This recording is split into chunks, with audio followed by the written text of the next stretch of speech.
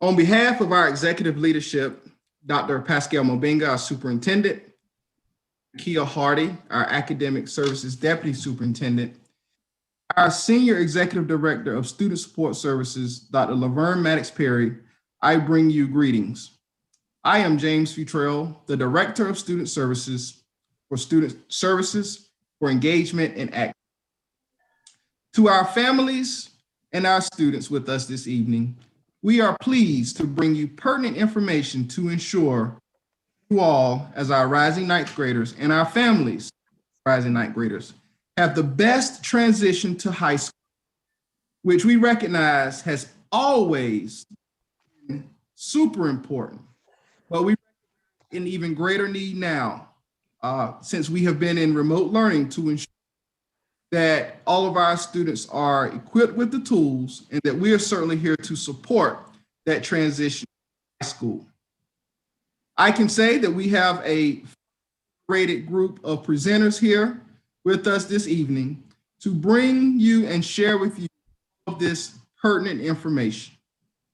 And we also have that same level of competency to support students when they enter ninth grade in high school and beyond. So we look forward to this evening. We thank you all for being here in attendance. As we move throughout this evening, you will hear general information about high schools and information that we feel is necessary for you to know now as you begin to prepare and support in this transition. And then we will have specialized high school breakouts and breakout rooms that will allow you an individualized opportunity to hear about specific.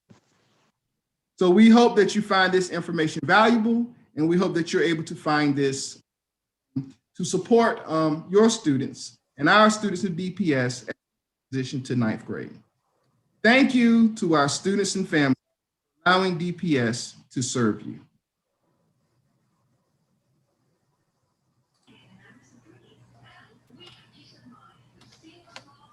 We now have some norms we would like to share with you throughout the evening. Some etiquette. Next slide, please. You're gonna get the food first or start class? As a reminder, this session is being recorded. Please keep your microphones muted as you are speaking. And display your video if you can, but please remember this is a recorded session. And so we understand if you would rather not share your video. And the chat box can be questions throughout our main session and through our breakout groups.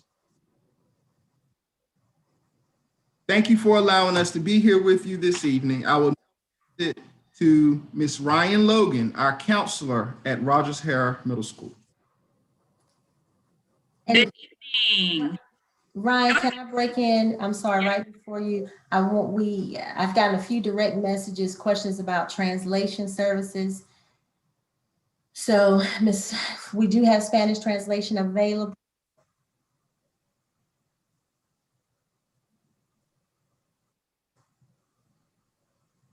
Okay, go ahead, Ryan. Good evening, 8th grade families and 8th grade students. My name is Ryan Logan, and I'm the 8th grade counselor at Rogers Hare Year-Round Middle School. And this evening, I'm going to give you a brief overview of our magnet and CTE pathway, a lottery system that's going on right now.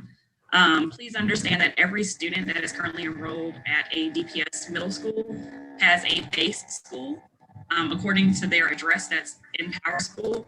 Before I get into this, I do want to encourage all of you to make sure that your current address is up to date in Power School. Otherwise, this application process and your registration process for high school it might get a little bit complicated. So what is the magnet school and what is the CTE pathway? What's the difference? The big is really just transportation. Both schools are going to provide specialty programs that might not be provided at your child's base school. And that is why we offer these opportunities as alternatives to our base school programs. Magnet schools provide transportation from your home. So just like elementary middle school bus stop, your child will be assigned a DPS bus stop if they are allotted a seat at a DPS magnet school.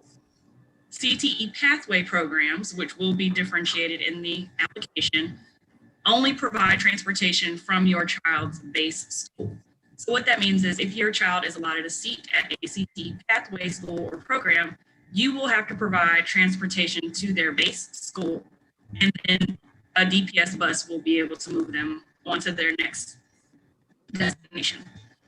So as I stated, the Magnet and CTE Pathway Lottery Program is currently underway. It started, the process started on January 11th, and it will end at 5 p.m. on February 5th. Again, the process ends at 5 p.m. on February 5th. If you are interested in applying to any of the specialty programs offered through the Magnet programs or CTE Pathways, you may do that by logging into www.dpsnc.net and clicking on the Magnet banner at the top of the screen. If you would like to go directly to the application page, I also have it here on the screen, dpsncapplication.com. If you have never applied to a Magnet school or CTE pathway, you will be prompted to create an account. The only information you'll need for that is a working active email address, as well as your student's or your child's current Power School ID. Once you're in, you are able to apply to up to 3 different schools and or programs, but you are not required to apply to 3 schools. You are actually not required to apply to any schools if you are happy with your current base school assignment. These are just additional options.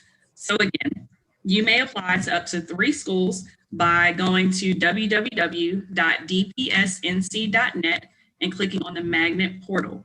You can complete these steps between now and February 5th at 5 p.m. Keep in mind that a few schools are going to require things like teacher recommendations, a short essay, past report cards. So you may want to go ahead and get ahead of the game. Do not wait until February 5th. That is all I have for you this evening. And next you will hear from Mr. Sam Green, the current counselor at Jordan High School.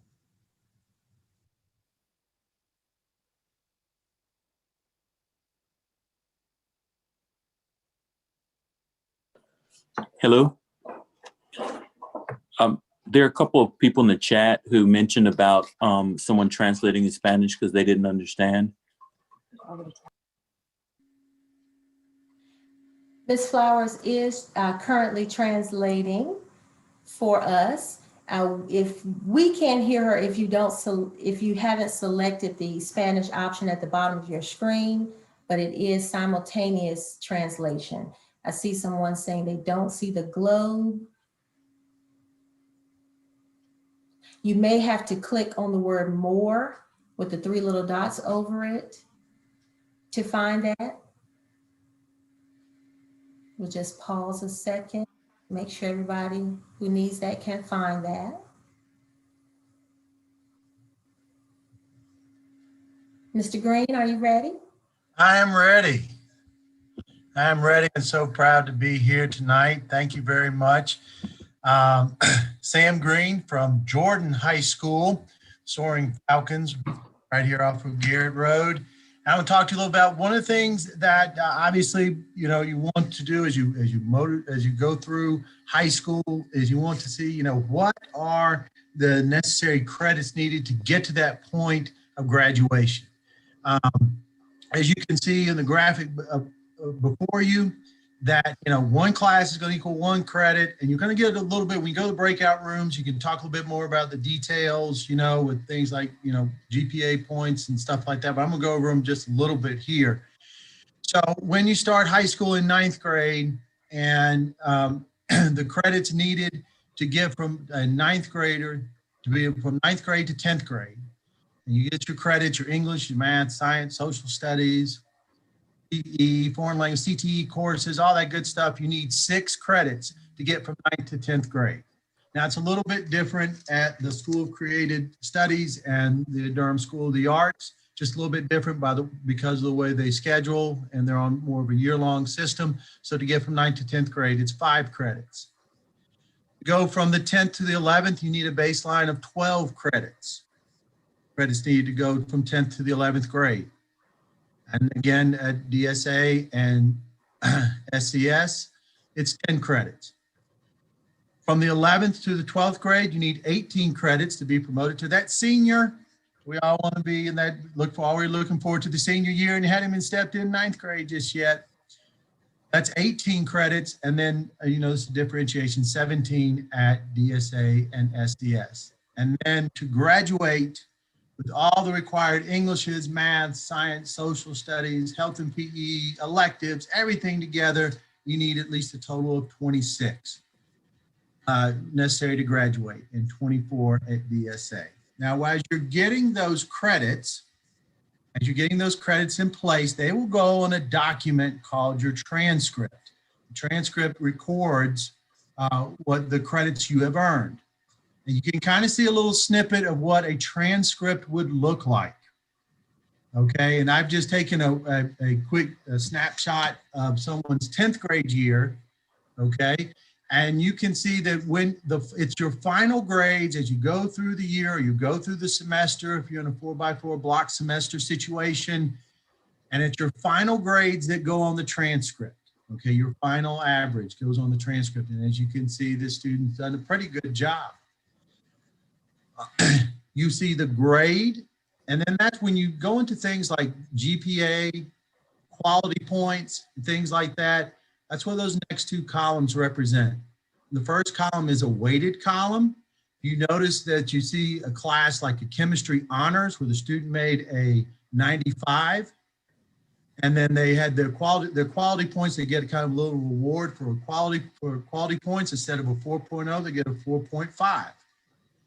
And then the next column, that's the unweighted column. So A4, B3, C2, D1.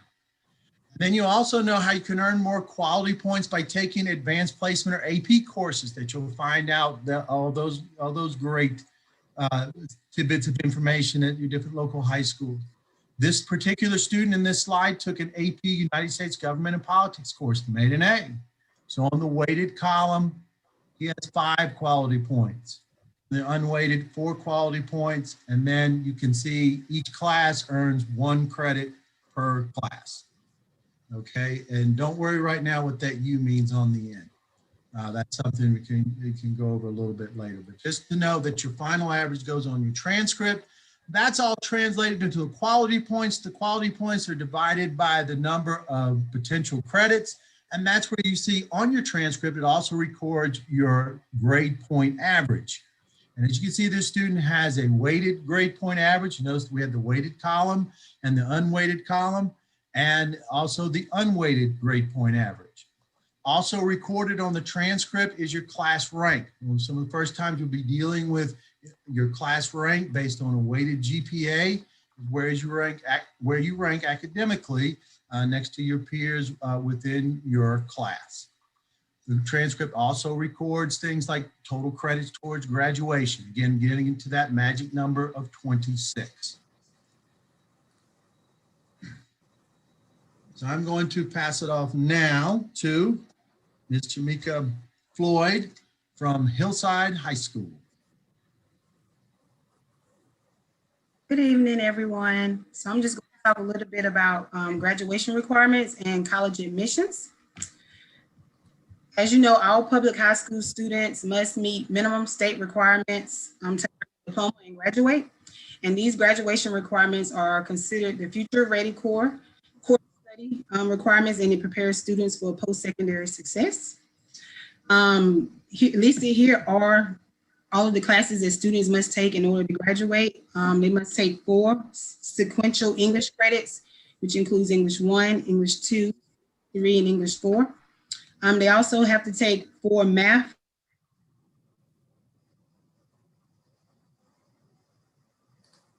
Ms. Floyd, you're muted. Thanks. I don't know how I went back on mute. So I'm Ms. Floyd, counselor at Hillside, and I'll be presenting on graduation requirements.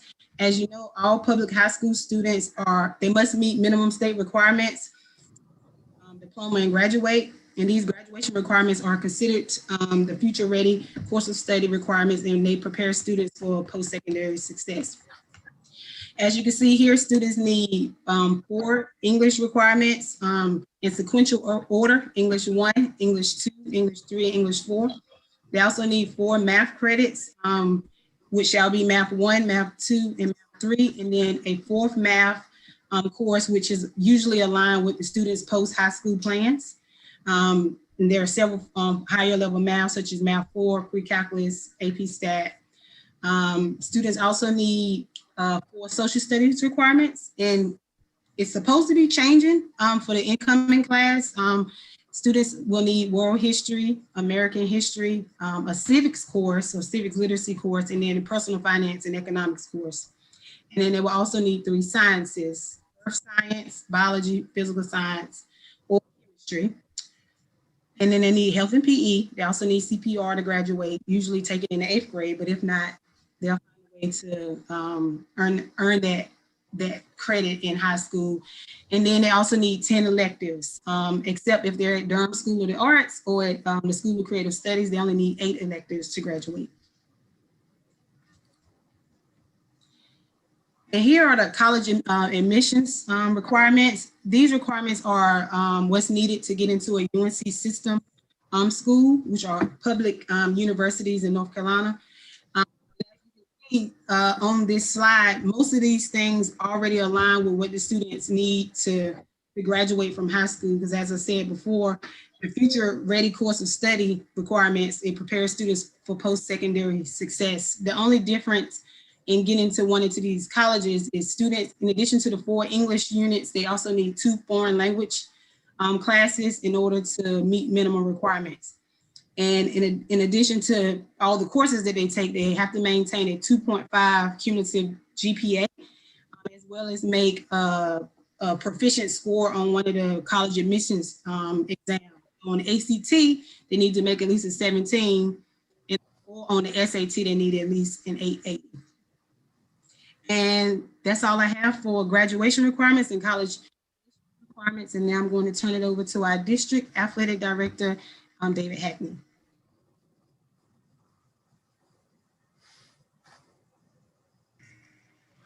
All right. Good evening, everyone. My name is David Hackney. I am the Director of Athletics for Durham Public Schools, and I wanted to discuss with you all briefly about eligibility for 9th grade students. Upon entering high school, all 9th graders are automatically eligible to participate in athletics, provided they also have a current physical on file. So they will have to have an up-to-date physical, but they're automatically eligible. Once they enter the 9th grade, that eligibility, that automatic eligibility only qualifies them for the first semester sports. So whatever they decide to participate in for that first semester, they're automatically eligible. Now, upon entering high school, they have 8 semesters of eligibility for their high school career. So that is big, because regardless of whether or not they're retained or anything happens, they only have 8 semesters of eligibility for high school. Now entering into the second semester of athletics, things change just a little bit. In order for them to be eligible for second semester athletics, they would have had to have passed 3 out of 4 classes for that previous semester, and they cannot be absent more than 13 and a half days for the first semester. So that can be a little bit tricky, just making sure that students are in school. Now, what I will say is, upon entering high school, it is very, very important that your student athlete starts off fast academically. They have to have an academically fast start. And what does that mean? That means they need to be attentive in all of their classes, make sure they start off having good grades, because if your student has any aspirations of playing college athletics or receiving any type of scholarship, the first thing the college recruiters are looking at and the first thing they're going to ask about are their academics. And so it is important to get off to a fast start as a 9th grader. So therefore, you're not playing catch up when you're in the 11th or 12th grade. And so I think it's very important.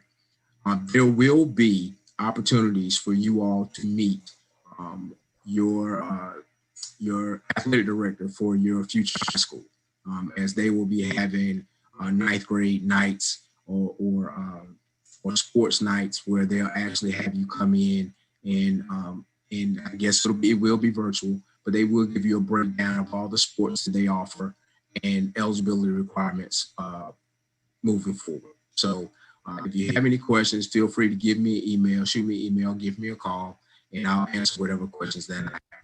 I am sorry, Ms. Ward Satterfield. I don't know who I'm passing this off to next, but thank you all for your time. That's all right. We will next hear from Makita Miller, school counselor at Jordan High School. Good evening, everyone. My name is Makita Miller, and I am one of the school counselors at Jordan. We're going to talk about some supports that are universal for students at our schools in DPS. So within student services, we are made up of the school counselor, school social worker, data manager, and record specialist. Your school counselor will be assigned in various ways depending on your the high school that your student attends. They will definitely work with the student. Some of the schools, the counselor stays with the student each year, and then some of the schools, the students will have a new counselor depending on their grade level. Other additional supports include our college and career section. Some schools have college advisors. For our college advisor at Jordan is from Duke, but other schools may have a college advisor from or other local colleges. The purpose of that advisor is to help students understand their options for college and what they could do beyond graduation. Also, we have Durham Tech liaisons at our schools that could assist with students who are in dual enrollment courses, and dual courses is an opportunity for students to still attend their basic school, but also take classes at Durham Tech for free.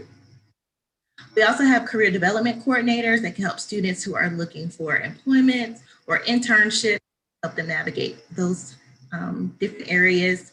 And some schools also have an Emily K. Center advisor that can help students with support.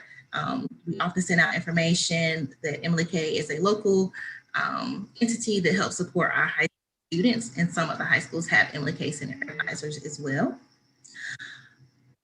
To the student services and college and career support, we also have co-located mental health providers in our schools, as well as ESL graduation coaches.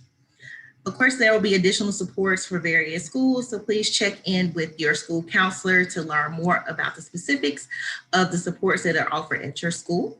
I'm now going to pass it off to Ms. Laura Parrott, who is the Interim Director of Advanced Academics. Ms. Parrott? Thank you, Ms. Miller.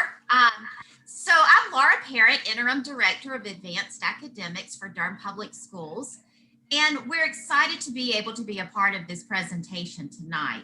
Advanced Academics is what many of you know as our AIG program, supporting students in kindergarten through 12th grade.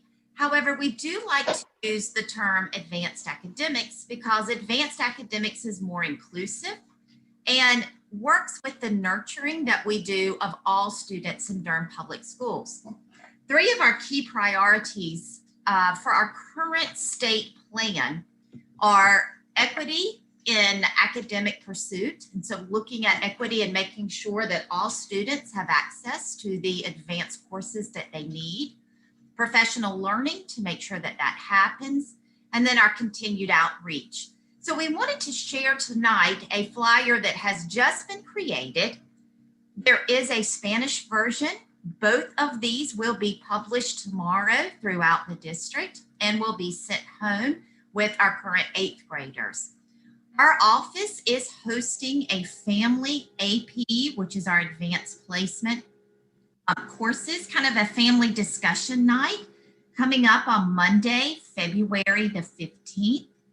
During that time, we will have a panel of students who are currently taking AP classes, as well as AP teachers, to answer questions that students and families may have about, what is the purpose of taking an AP course? How can that help you, not only in high school, but if college is your career path, how will it help you in college? How will it help you in the workforce? So we're very excited to have that. It will then break out into some breakout rooms. Again, just like tonight, where you have the opportunity to talk to individual school representatives. That night, we will have AP teachers and AP students so that in those breakout rooms, you can have those very intentional and focused questions about the school that your ninth grader will be attending. We do hope that you will be able to join us for that. If ever there is something that I can do to help you or your child, especially along the advanced academics path, I do hope that you will reach out to me or to any of the AIG specialists. We do have them K-12. So I will send this back now to Mrs. Ward Satterfield, and she's going to give us some directions on our breakout rooms. Thank you. All right, thank y'all so much. Parents and students, we hope that you heard some great general information